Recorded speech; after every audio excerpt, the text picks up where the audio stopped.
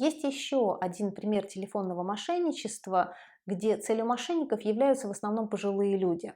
Данный вид мошенничества получил особое распространение в последние месяцы в Великобритании.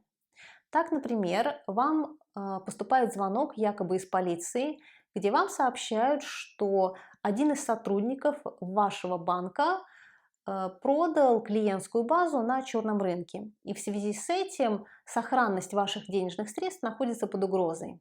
И поскольку идентифицировать данного мошенника пока еще не удалось, и следствие является открытым, вам предлагается пойти в ваш банк, снять наличные и при этом никому не доверять, ни с кем не обсуждать из сотрудников банка причину снятия наличных.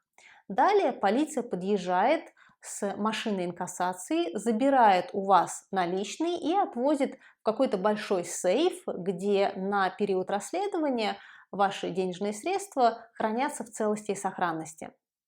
Что здесь необходимо знать?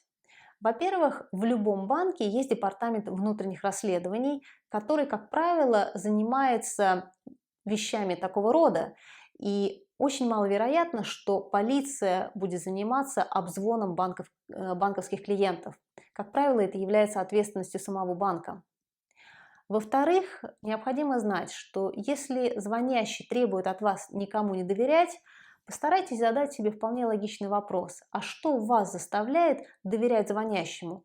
Тот ли факт, что он знает о вас какую-то информацию, например, ваше имя, ваш адрес или, что еще хуже, паспортные данные, или же есть еще какие-то причины вам ему доверять?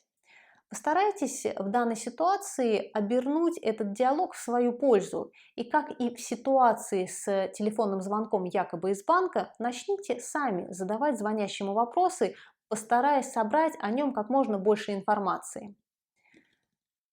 Ответ звонящего, как правило, будет очень явным показателем того, мошеннический звонок это или нет.